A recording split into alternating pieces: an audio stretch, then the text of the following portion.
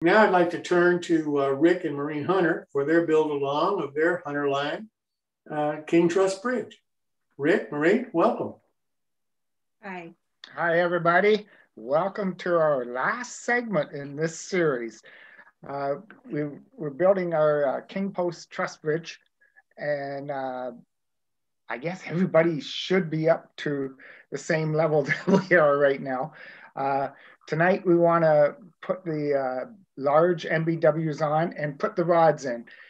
The rods are what makes it a truss. When the rod goes in and gets in real life and gets bolted down, that holds the whole structure together.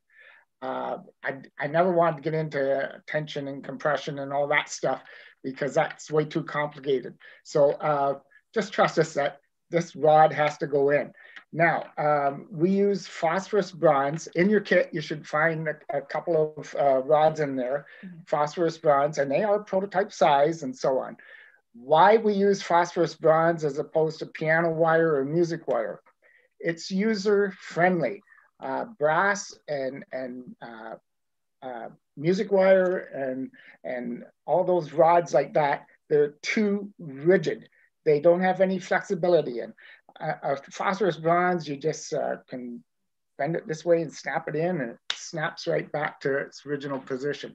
Now it will bend, but they're much more user friendly. So Maureen, what are you going to do? Well, you have to switch over the screen. Oh yeah, switch the screen.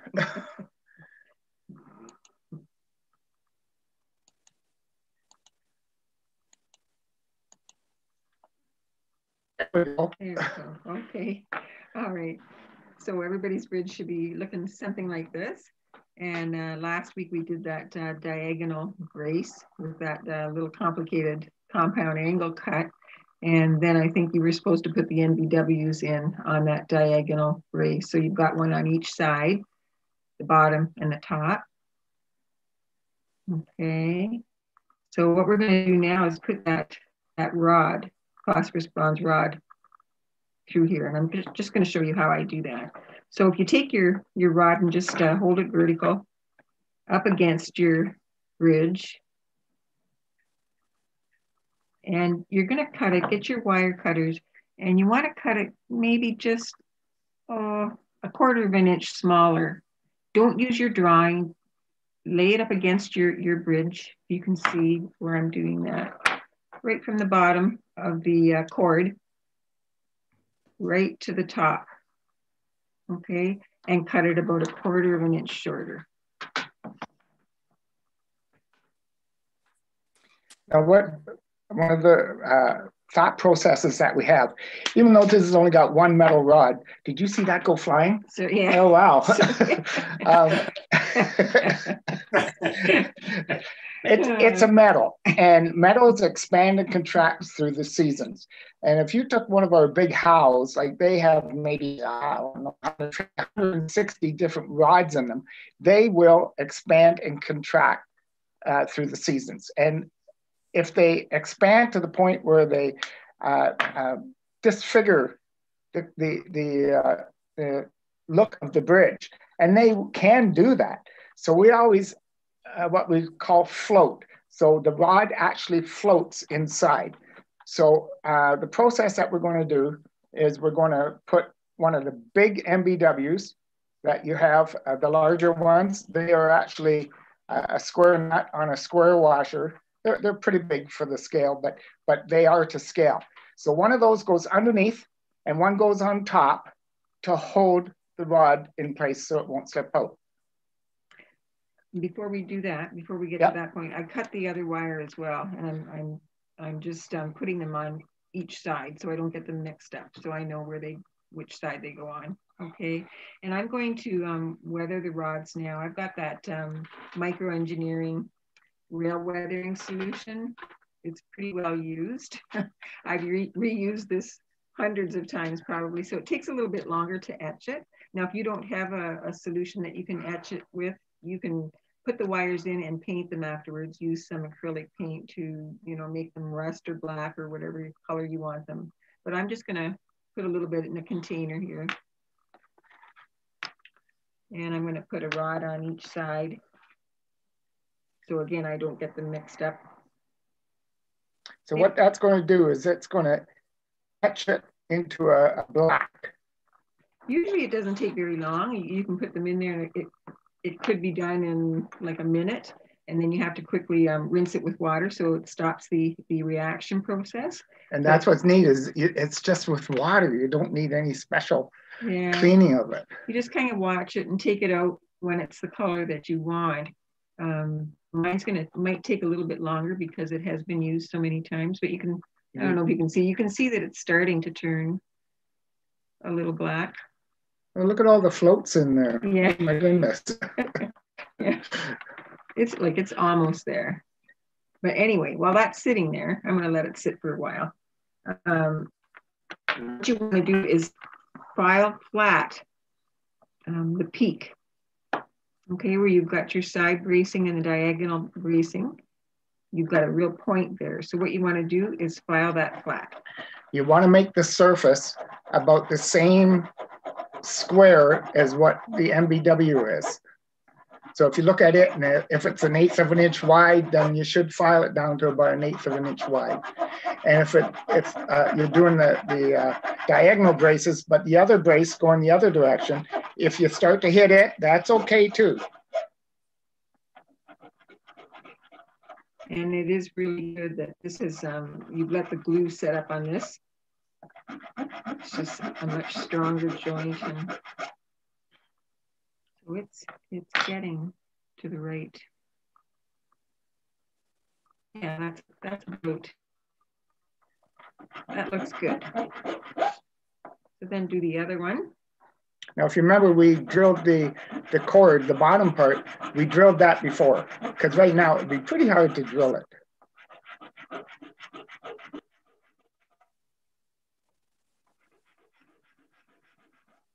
That's pretty good too, I think. Yeah. So I think that's great. So you can see that it's flat on top. If you look in the instructions, you'll see a close-up picture of the actual thing. I think the one in the instructions is actually a V instead of flat, but it's the same principle. So I've taken the rods out there, a nice black color. Okay, but I'm just going to go to the sink and just rinse them quickly. I've got one on the right side and one on the left. It's only been the past couple of years that we use the etching process. Before that, we just put the rod in the way it is and then paint it. We used to use Floco Rail Brown. Okay. Did you file the edges? No, not yet. I haven't done that. Okay. So on your little rods, you might find that there's a burr on the end. So you can take your file and just file that burr off. It'll just make it easier to get it through the hole. Somebody asked us one time, does the etching decrease the size? Yeah, but it's so minimal that it doesn't really matter. Just makes it easier to fit in too.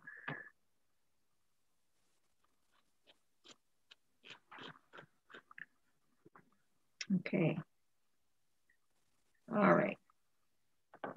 So we've got that. They're just sitting there drying a little bit. Now you need to drill that hole. So you've got your pin vise, and we did provide you with a drill bit in the kit. What size is that, Rick? Do you know? Oh, every size is, every scale is a different size. Right. Yeah. Okay.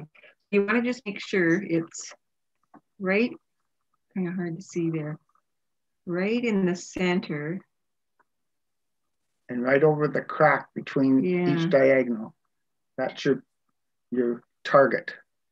I just want to get it right there. Okay, so you're nice and vertical there. And start drilling down. Try and keep as vertical as you can.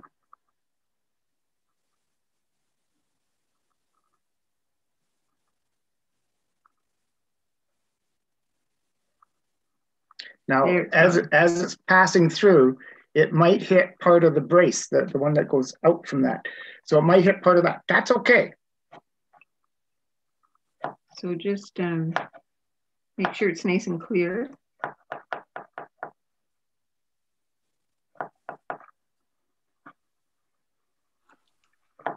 Okay, then you can take your rod and pass it through right down to the bottom hole that you previously drilled.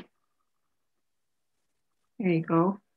And just feel the top and the bottom to make sure that it's not sticking out. And if it is, that's okay. Just pull it back up and nip a little bit more off. But you can see that's, oh, can you see that? Yeah. There it is. Okay, so that's one. Now go to the other side and do the same thing. Find the center.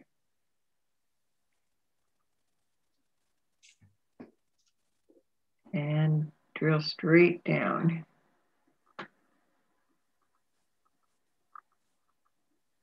So the rods are a scale size to prototype.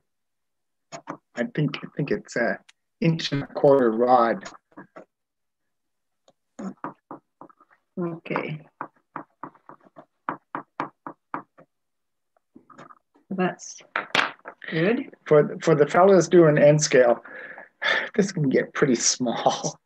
Like the wire for it is, I think it's 10 thousandths of an inch wire. And get it in the bottom hole.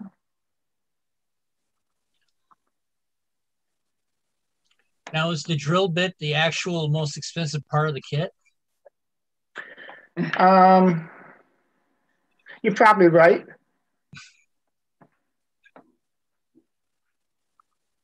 Like we buy them in bulk, so you know.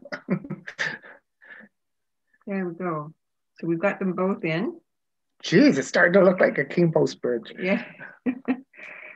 Okay. So now you want to put the larger NBWs. You can see it's fitting tight enough that it'll stay there by itself. Yeah. But you want to just ensure it. So we're going to put the NBWs on the top and the bottom. Now you can use your wood glue to put the NBW on the wood. But I like to use a CA glue for that, just because it's plastic to wood. It seems to hold a little better. Now one of the issues here, if the rod is sticking up through the hole, you won't be able to put a tail on the NBW. So you can kind of have a look at it and say, okay, I'm going to have a little bit of a tail or no tail at all. If it's no tail at all, that's where you need the one of the CA glues to actually stick it on. Mm-hmm. I prefer not to put a tail.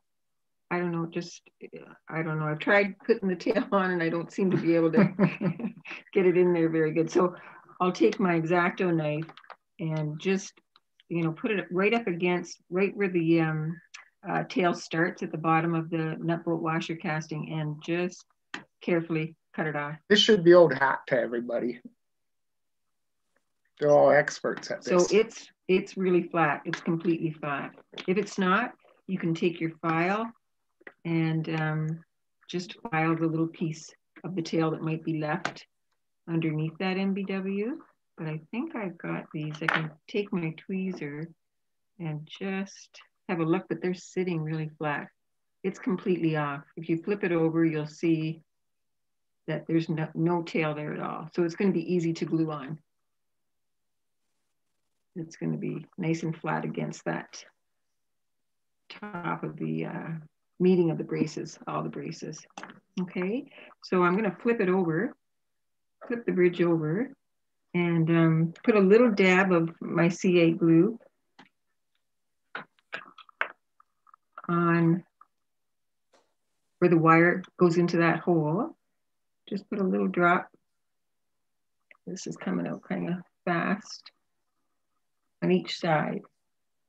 And then take my tweezers and get the NBW right on top. And try and place it so that it's square with the rest of the structure. Yeah. And the excess glue, just take it off. Watch it on your fingers. Yeah. I'll be glued to the bridge. So there's one. And the other one here. Okay. So they're in place. I'm just going to let it dry for a couple seconds.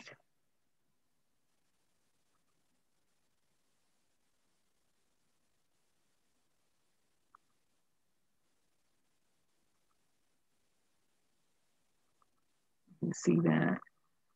Everybody thinks the rod is hard to put in. It's one of the easier parts to do.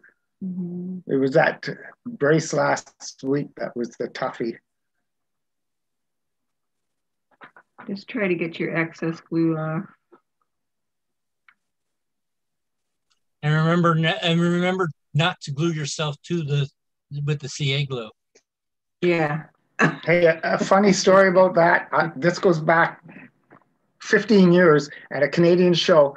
The guy was working away at it, and that was great. And then he went like this, and he thought, "Oh wow, am I ever doing this? A great job on this." And then he thought, "Uh-oh," and his hand was stuck to his cheek. And they came across the PA and said, "Does anybody have the antidote?" Well, good old me, I just happened to have the acetone with me. And it took us about 2 hours of spreading it on, peel it back, spreading it on, peel it back. We finally got it off, but a lesson learned. So then you can flip over the bridge and put them on the other side.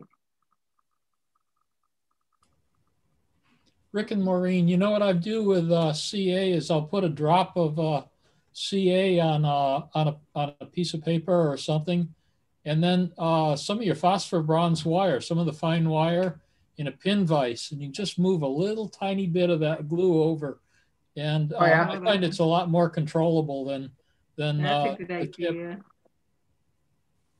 That's a great idea. If you know some of the CA glues now, some of them have time limits to it. This one is, can I even see it somewhere? 10 to 20 seconds.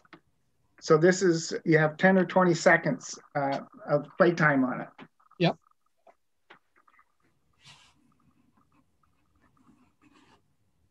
This one I don't have enough glue on there. I'm just going to put another glue on. Oh, wrong one.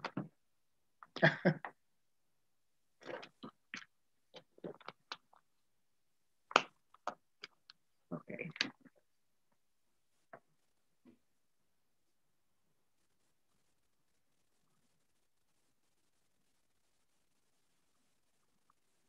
There we go. Okay. I think that's it. They're on there. You can see them. Okay, the construction end is finished.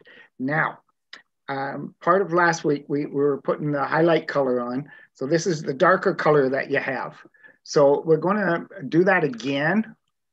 And you can do that as many times as you want until you get the right color that you want. And most of you have got creosote black, which is that black, oily, grimy, crappy stuff. And just put it on to when you think it looks good. Yeah. And you'll want to just wait for these large NBWs to really set up and dry before you would put a coat of the black on there. You just want it to be really set up before you start adding. So just dip your brush in the weathering mix, and of course start out light. I dry brush, so I put a little bit on the paper towel, and again I'm going to go down the ties and put some of that grime and greasy, oily looking stuff. I'm going to put actually 3 lines. 2 on the outer and then 1 down the center. If you can kind of see that looks good. Looks good. Yeah. And then this would be the time too that you would paint your rods if you didn't have any black in solution. So I might I think I want to put a little bit more here on the tip of these braces here. And I'm gonna, I think my little NBWs on the top are set pretty nicely. So I'm gonna put a nice big drop of the creosote black on there. Now what that just did was it did a ring around the square nut and makes it so that you can actually see it. It gives it a third dimension. Yeah, looks pretty good. And then I'm gonna kind of drizzle it down the side. From the inside too. I'm putting it a little bit darker in this area. I want to get all the sides here.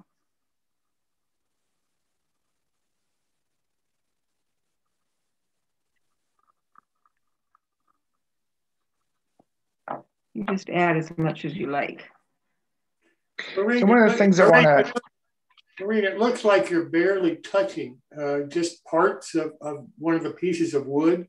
Yeah. Does the stain then just flow down the piece of wood? Yeah. Yep. If you've taken most of it off, of course it won't do that. But if you left your brush a little bit wet, yeah, it'll start oozing just down wherever it wants to go and go into the crooks and crannies of that wood, which really adds a nice dimension to it. I'm going to go on this side and show you a little bit wet, and I'm starting at the top, and you can, I don't know if you can see that, but it's kind of oozing down itself. It's just kind of, it's called bleeding. Yeah.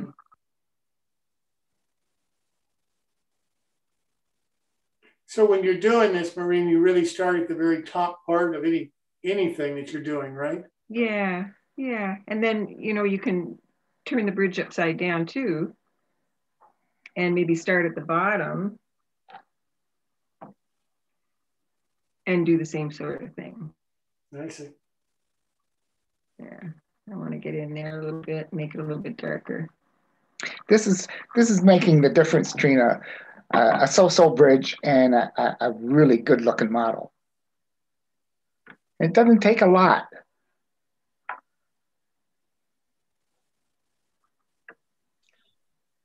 Well, I think I might have missed this, but does the track go directly onto the ties, or? Yes.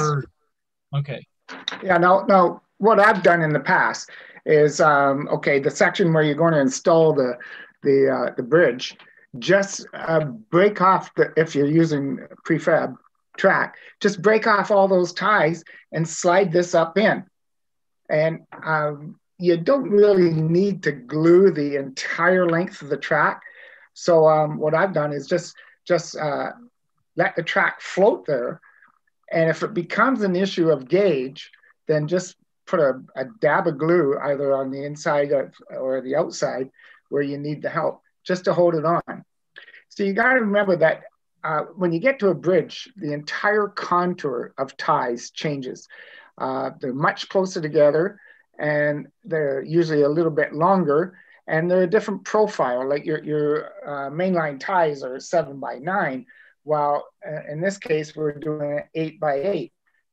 So it's not uncommon to have the tie structure completely change when it gets to the bridge. So even if you have O scale, you don't need to spike any of the rail?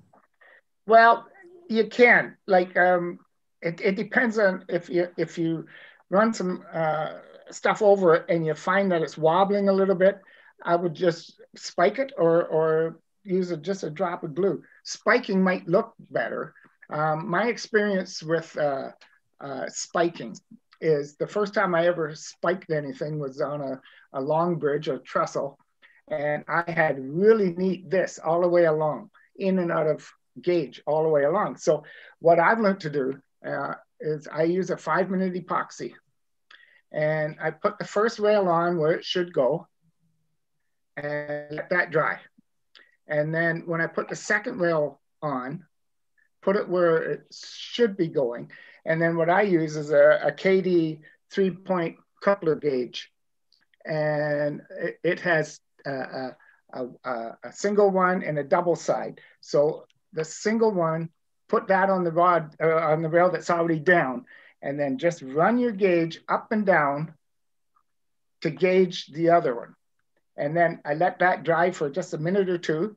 And then I 6-wheel truck and go over it again and then leave it for 24 hours.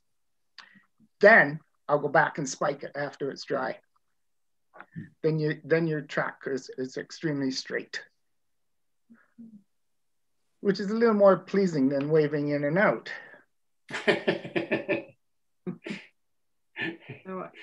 Probably also a little bit more reliable. Yeah, yeah. I think I have on there what I want right now. You know that it's going to dry a little bit lighter, so you can always go back and add more again. You know? But I think for now I'm at a spot where I think it looks pretty good. Good job, Maureen. And it's done. Good job. So next week, we're going to be on for about 15 minutes or so to answer any questions about Hunterline or weathering mix or anything that, or anything about the King Post Bridge or any of our other products. We would like you to take a picture of your finished product and send it directly to us. And then for the wrap up, we'll make sure we'll do a PowerPoint presentation of each person's creation and show it to everybody. And guys, let me make a slight correction in that, Rick, because really on July the 24th is when we have the build along for all of the modelers that are building your bridge schedule. So we really, at least that's what our plan was, to try to do it one time during one of the My Bill things, so that we can have everybody taken care of. Okay, that's good. Okay. So if instead of sending them, you can send them, please send them to Rick and Maureen, but also send them to Jeremy Wyatt, because Jeremy needs to make sure that he knows how many people are going to be there on the 24th of July and who wants to be involved, because Rick and Maureen have a great prize that they're going to award to one of the modelers who shows their bridge on July the 24th during the My Bill. And Rick, you might want to talk about that prize. Okay, we never give away any of the products. If it's weathering mix, you're always going to get the color you don't want. If it's one of our kits, it's always the wrong scale. So what we do is we give a gift certificate. Okay, and in this case, it's going to be $50 gift certificate, which is for any of our products. So that's to encourage all of you modelers that have been doing the build along with Rick and Maureen to come on July 24th and show the model that you built from this King Truss Bridge. And you'll be entered in the contest at that point. And it's really a drawing. So everybody that's there that shows their bridge, their name will be put in a hat. One person is drawn. That person gets a $50 coupon from Rick and Maureen for the next product they buy, whatever it is, from Hunterline.